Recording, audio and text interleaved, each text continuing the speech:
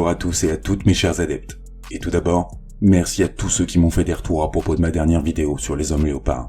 C'est important pour moi et ça me permet de progresser, alors merci encore. Sachez aussi que Société Secrète m'intéresse beaucoup et que je compte bien en reparler tôt ou tard.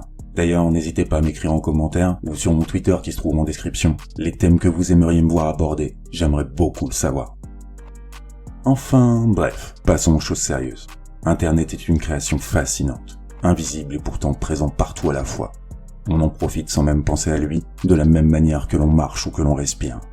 On l'a bâti à notre image, donc comme nous, il a ses bons et ses mauvais côtés.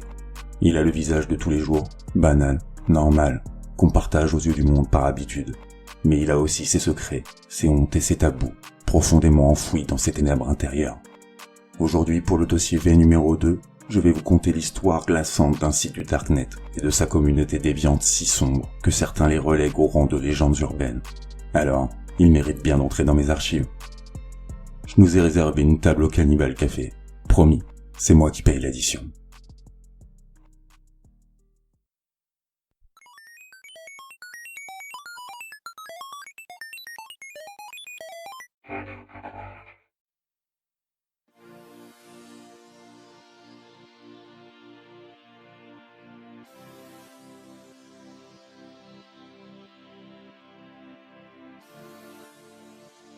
Bon, là c'est le moment où je ménage vos estomacs et où je vous mets un peu dans l'ambiance. Alors prenez un verre, détendez-vous et profitez-en. Si vous êtes avide de connaissances ou tout simplement curieux de nature, vous vous êtes certainement déjà penché sur l'histoire avec un grand H de l'internet moderne. Mais pour ceux qui auraient besoin d'une leçon de rattrapage, il est important que je vous en fasse un bref résumé.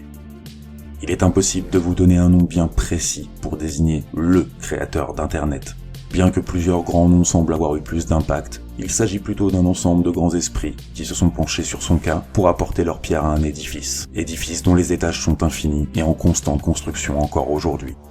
Comme la plupart des technologies, Internet a été développé et perfectionné au sein de l'armée. Dans les années 70, il portait le nom d'ARPANET et ses premières applications consistaient principalement à améliorer l'armement, en reliant des batteries de missiles à un groupe de radars par exemple.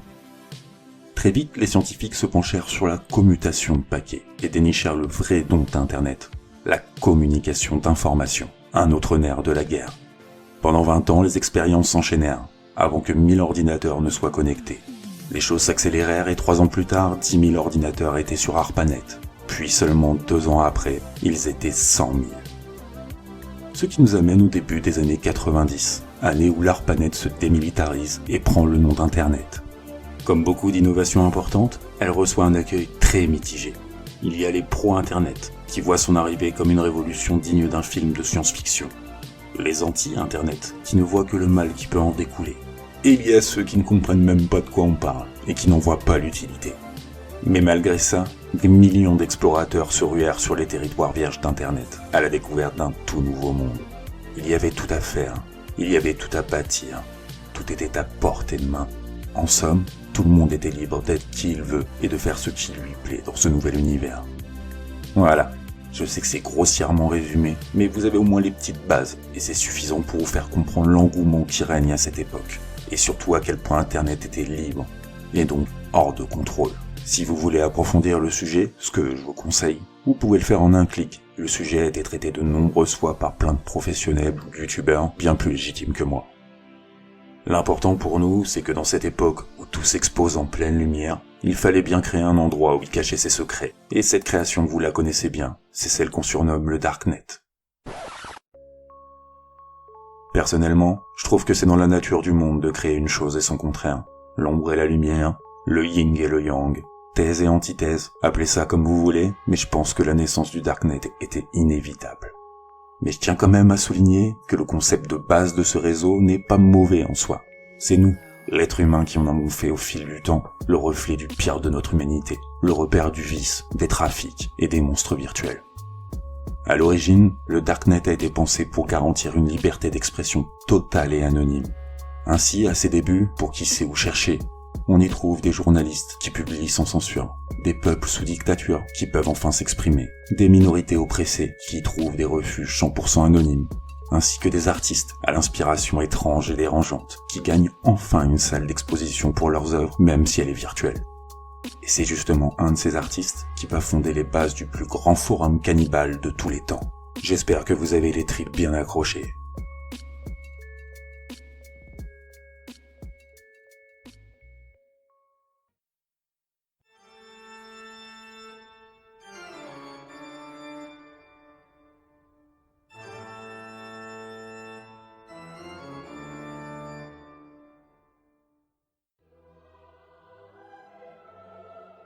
La mort a toujours vécu au travers des beaux-arts. L'artiste dépeint souvent sa propre vision de la vie, alors il est normal que la mort en fasse partie intégrante. Mais le dolcettisme, c'est un courant artistique morbide extrême, né dans les années 90. On le doit à un artiste totalement anonyme, répondant au pseudo de Dolcet. Il s'agit là d'un vrai fantôme, personne ne sait qui il est réellement. Ses dessins ont commencé à circuler sous le manteau et au marché noir au Canada, ce qui laisse à penser que Dolcet en est originaire. Mais ça ne reste qu'une déduction très légère, et ça nous avance pas beaucoup. Si cet artiste a tenu à garder son anonymat, ce n'est pas pour rien. Je ne pourrais même pas diffuser un seul de ses dessins sans me faire striker en moins de 2 secondes. Pourquoi ? Parce que les inspirations de Dolcet sont entre autres l'esclavagisme, le cannibalisme, le SM et la nécrophilie. Voilà, que de l'amour. Ces dessins circulent de main en main, des BD au ton clair et aux personnages souriants, ainsi que des peintures plus sombres aux traits imposants. Toutes ces œuvres objectifient l'être humain, le cuisinent sous toutes ses formes et l'érotisent sous ses pires aspects, ce qui fait bientôt de Dolcet la star d'un monde bien obscur. Son art étant beaucoup trop dérangeant pour ses pairs ou pour le commun des mortels, elle n'était pas vraiment reconnue comme de l'art à proprement parler. Dolcet était donc à l'origine condamné à errer dans les bas-fonds d'un monde glauque, monnayant ses croquis à des pervers. Jusqu'au jour où le deuxième personnage principal de notre histoire rentre en scène, un homme qui se fait appeler Perro Loco. Loco est un web développeur, un précurseur du genre. Il a su dénicher les failles et les vides juridiques habituels pour une avancée technologique à ses débuts. Très vite, il a à la fois compris Internet, ainsi que tout ce qu'il pouvait en faire. Sa spécialité ? Les vices de l'être humain. Au cours de sa carrière, il sera interrogé de nombreuses fois comme témoin dans le fait d'avoir mis aux relations des personnes s'adonnant à la mutilation, à la torture, allant même jusqu'au meurtre-suicide consenti. Et on ne connaît certainement pas 50% de son palmarès. Le sexe, la violence, les tabous, Loco n'en était pas à son coup d'essai quand il réussit à entrer en contact avec Dolcet au travers d'un intermédiaire. Sa proposition était simple, faire de l'un de ses sites clandestins une salle d'exposition vivante et permanente pour ses dessins. On avait d'un côté un artiste extrêmement controversé et de l'autre un néo-geek qui avait tout misé sur les mauvais penchants de l'homme. 2 associés qui détenaient les clés du Cannibal Café.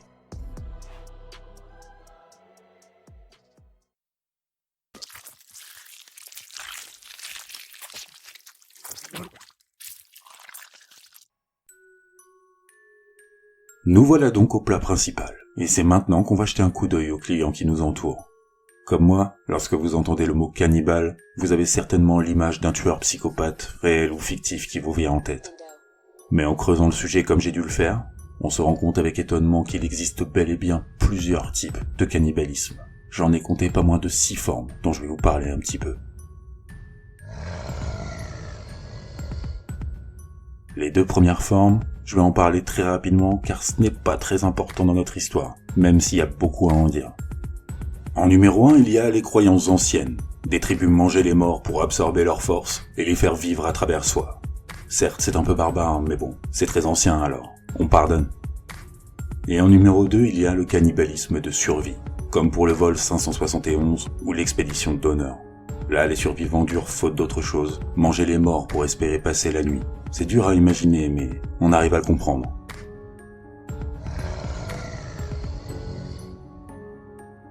Après, on s'attaque à plus lourd.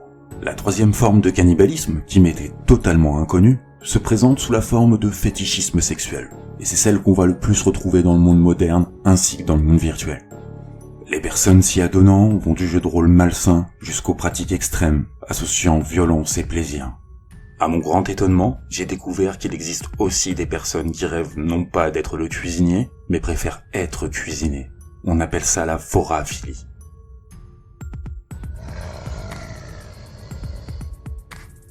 Et enfin, il existe 3 dernières formes de cannibalisme, qui ont pu être expliquées psychologiquement parlant, car elles sont récurrentes chez les tueurs interrogés. Et c'est dans ces cas bien particuliers que sont nées les histoires horribles. Le numéro 4 ne concerne que les tueurs en série ou psychotiques, voire les deux. Ces hommes qui en pleine ascension de violence et de psychose franchissent tabou sur tabou, passant du vol au viol, du viol au meurtre, puis au meurtre à la chaîne avant de perdre définitivement toute humanité en mangeant sa victime sur un coup de folie. En numéro 5, on retrouve la curiosité, tout simplement, même si ça paraît dingue. Certaines personnes ne sont passées à l'acte que pour répondre à la question obsessionnelle qui les hantait. Mais quel goût ça peut avoir? Et pour finir, en numéro 6, il y a la peur de l'abandon. On a pu le diagnostiquer grâce aux interrogatoires et aux thérapies sur des tueurs. Des tueurs qui aimaient maladivement leur victime à tel point qu'ils avaient préféré l'abattre et la manger plutôt que de la laisser vivre sa vie seule. Ainsi, dans cette logique impitoyable, le bourreau et la victime ne se quitteraient plus jamais.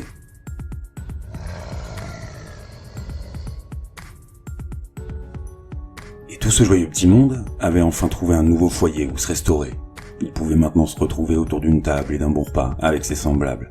C'était ça, le Cannibal Café. Parmi les fils de discussion, on peut trouver des questions pratiques, comme les meilleurs outils et les meilleures techniques de découpage. On pouvait aussi récolter assez de recettes pour écrire une bible culinaire, pieds panés, foie aux fèves et gigots de cuisse, ainsi que différentes sauces ou encore comment éviter de gâcher la viande. Il y avait même des petites annonces, comme sur Le Bon Coin, où des bouchers recherchaient une belle pièce de gibier à dépecer, avec des mensurations bien précises.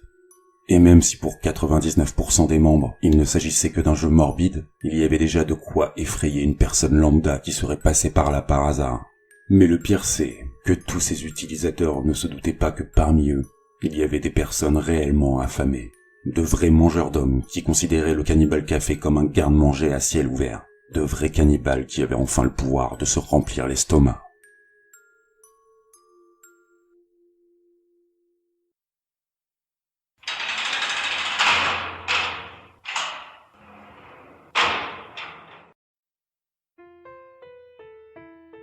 Le Cannibal Café a eu beaucoup de succès, mais s'il a fini par rentrer dans la légende, c'est surtout grâce à l'un de ses membres, Armin Meiwes, et de sa sortie d'histoire. Il y a beaucoup à dire sur le cheminement psychologique qui a mené Armin jusqu'aux portes de l'horreur, à tel point que j'aurais pu faire une vidéo entière sur lui. Mais son cas a déjà été beaucoup documenté, alors je me contenterai de résumer rapidement et clairement l'affaire et de vous laisser quelques liens dans la description. Si vous en avez le courage, vous pourrez approfondir. Armin est d'origine allemande, abandonné très jeune par son père et soumis à une mère psychologiquement instable, qui l'a à la fois infantilisé et désociabilisé. Selon les dires des différents psychologues qui l'examinèrent après son crime, Armin avait déjà des pulsions cannibales dès l'enfance. Sa solitude et sa peur de l'abandon l'avaient poussé à créer un ami imaginaire nommé Frankie. Mais ce n'était pas le gentil Frankie qu'on l'imagine, ce n'était pas une licorne ou un chevalier. Non, cet ami-là c'était un monstre, un croque-mitaine, et il dévorait les autres pour les garder à ses côtés. Je sais pas si vous vous rendez compte à quel point Armin devait se sentir seul, mal aimé et complètement perdu, pour que dans sa logique d'enfant, le seul moyen qu'une personne ne le quitte plus jamais, c'était de monter de toutes pièces un ami imaginaire cannibale. Armin fut sous le contrôle maladif de sa mère jusqu'à ses 30 ans. Elle ne lui laissait pas avoir d'amis, car il n'était jamais assez sérieux. Elle ne lui laissait pas avoir de copine, car elle n'était jamais assez bien pour lui. Elle avait même choisi son avenir, en décidant de sa filière sans jamais lui demander son avis. Le seul point positif, c'est que tout ce lavage de cerveau commis par sa propre mère avait complètement enterré Frankie et ses pulsions. Mais personne n'est immortel, et lorsque Madame Meiwes finit par mourir, à l'âge des 30 ans d'Armin, la muselière de son fils se détacha. Armin disposait enfin d'une liberté d'esprit et de mouvement totale, chose qui n'était jamais arrivée en 30 ans. Mais il subissait également le contre-coup du deuil de sa mère, la seule et unique personne qui faisait partie de son monde. Alors au lieu de profiter de la vie, il sombra dans ses pensées les plus obscures et renoua avec sa déviance oubliée. Pendant plusieurs mois, il avala tous les films et livres anthropophages qui passaient à sa portée. Et un jour, il finit par rentrer le mot-clé Cannibal dans sa barre de recherche internet. Armin devint rapidement un membre actif de tous les forums et sites pour adultes déviants possibles. Jusqu'au jour où, au détour d'un banal échange, on lui avait envoyé un lien Onion, un lien vers le Darknet, avec un petit message qui disait « Vous êtes notre invité, bienvenue au Cannibal Café ». Les choses commencent à s'emballer. Maintenant, parmi des centaines de cannibales fictifs, il y en avait au moins un de vrai, persuadé d'avoir trouvé tout ce qu'il avait toujours cherché. Et son pseudo, c'était Frankie. Il n'y avait plus rien d'imaginaire à ce moment-là. Armin et Frankie ne faisaient plus qu'un. C'est là que la folie s'intensifie, car après avoir échangé avec des dizaines de personnes au quotidien et posté quelques petites annonces clairement explicites, Armin alias Frankie rencontra finalement un homme répondant au pseudo de Kator. Kator n'était pas comme tous les autres, et Frankie l'avait tout de suite senti. Il ne cherchait pas le frisson, il ne voulait pas d'un simple jeu érotique, non. Kator, lui, il voulait vraiment être mangé. C'était lui, l'élu de son cœur. Inutile de vous préciser que Kator, de son vrai nom Bernd Brandes, se trouvait dans un état profondément dépressif. Une chute sans fin, qu'il atténuait avec une violence corporelle toujours plus extrême. Moi, il y a une question que je me suis posée à ce moment-là. Combien y avait-il de chances pour que ça arrive ? Combien y avait-il de chances pour qu'un cannibale véritable rencontre un voraphile à son niveau le plus extrême sur un site glauque et clandestin ? Ça doit être tellement infime. C'est dingue. Mais le plus dingue, c'est que les deux amants finirent par prendre rendez-vous. Et la suite est difficilement explicable, sans qu'elle soit accompagnée d'un tas de détails horribles. Concrètement, Armin avait aménagé une pièce de sa maison et l'avait transformée en abattoir. Il avait également branché un système vidéo pour garder un souvenir de ce dîner inoubliable.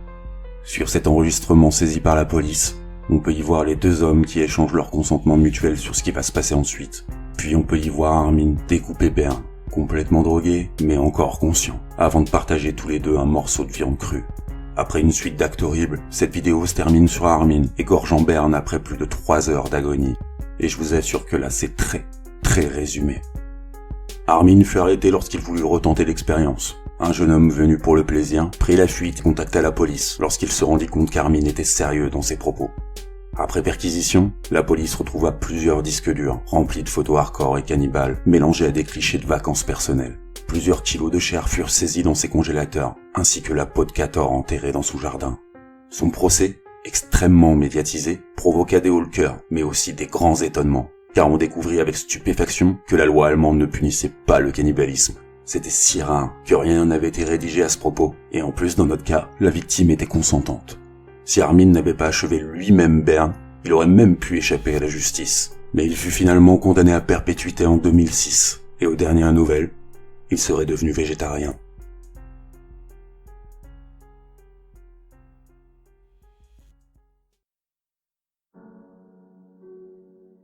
L'affaire Weiss entraîna la fermeture du Cannibal Café, mais c'était trop tard. Il était maintenant copié, imité, et les cannibales du Darknet se multiplièrent avec le temps. En 2011, Matej Kurko a été abattu par la police lors de son arrestation, après qu'il ait ouvert le feu sur les forces de l'ordre. Cet anthropophage slovaque rencontrait ses victimes qui étaient principalement des suicidaires sur des forums cannibales du Darknet avant de leur donner rendez-vous en forêt. On retrouva chez lui dans un sac menottes, gants, couteaux, scie et des sacs de poivre pour camoufler l'odeur des chairs, ainsi que plusieurs morceaux de cadavres enterrés dans son jardin. Bien qu'on ne puisse plus le prouver, il reste encore soupçonné de 28 meurtres et disparitions, ce qui ferait de Matej un des serial killers anthropophages le plus prolifique. En 2012, Gilberto Valle, un policier américain surnommé Cannibal Cops, a été dénoncé aux autorités par sa propre femme. Cette dernière, qui soupçonnait son mari d'adultère, avait espionné son historique internet ainsi que ses mots de passe. Elle avait fouillé jusqu'à dénicher des centaines de discussions glaçantes où il décrivait minutieusement comment il comptait la manger un jour. Quelle horreur! Quelle horreur de découvrir que l'homme qui partage votre vie et avec qui vous avez eu un enfant rêve de vous avaler toute crue. Le pire, c'est que le jugement de Gilberto traîne en longueur et pourrait même l'innocenter. En effet, son procès soulève une question. Peut-on punir par prévention une personne aux pensées malsaines tant qu'il n'est pas passé à l'acte? En 2013, Detlef Gunzel, un policier âgé de 57 ans, bon mari et père de 3 enfants, rencontre un consultant polonais sur un forum se vantant d'être le numéro 1 des viandes exotiques. Il le laissa se pendre dans sa petite maison à la frontière tchèque, puis réalisa un film de 50 minutes avec l'aide d'un couteau et d'une scie électrique. Qualifié d'horreur pure et insoutenable, voire de diabolique par les autorités qui l'ont consulté pour les besoins de l'enquête, Detlef réfutera pourtant être un criminel. Il était selon lui un homme tombé au plus bas. En 2018, un cyberpolicier sous couverture répondit à une petite annonce sur le dark web. Ça aurait très bien pu être un troll, mais elle se révéla être le plus grand fantasme d'Alexander Barter, un Texan âgé d'à peine 21 ans, qui cherchait une petite fille à abuser, tuer et manger. Après avoir échangé et préparé un rendez-vous pendant plusieurs semaines, Alexander se rendit sur le lieu de son futur crime avec un sac plastique, des cordes et un couteau de boucher. Mais il tomba dans un guet-apens tendu par la police et fut condamné pour plusieurs chefs d'inculpation. En plus des criminels, le cannibalisme connaît un véritable essor dans le domaine artistique hardcore grâce à Internet. En 2003 paraît un reportage nommé China Begging Swings, mettant en lumière un monde extrême, où les pinceaux sont remplacés par les organes, les os, les sécrétions naturelles et que sais-je encore. En 2018, Artus Berzin, un artiste lettonien, exécuta une performance cannibale en public, dans un musée. Avec une mise en scène froide et glaçante, il découpa un peu de peau sur plusieurs volontaires, avant de les faire cuire et de les partager avec le public. En 2018 toujours, mais au Venezuela cette fois, Luis Hernandez, surnommé l'artiste cannibale, fut arrêté après avoir écartelé et mangé un homme pour réaliser une sculpture avec ses restes et ses cendres. Et malgré tout ce que je viens de vous raconter, j'ai l'impression n'avoir fait que gratter la surface d'un monde hors de ma portée. Est-ce que ces hommes sont malades, ou est-ce que cette pulsion fait partie intégrante de l'être humain? Est-ce qu'ils ont toujours été aussi nombreux? Ou est-ce que c'est Internet qui rend le cannibalisme viral et qui contamine de plus en plus de personnes? Et si on n'avait pas le choix, est-ce qu'on le ferait nous aussi? Je préfère pas savoir. Une seule chose est sûre, les cannibales existent. Ils sont parmi nous, invisibles, banals, mais aux dents tellement longues. Ça peut être votre voisine, votre meilleur pote, ou ce type que vous croisez tous les jours dans la rue, sans même le voir. Et maintenant vous savez qu'on peut tous devenir la proie.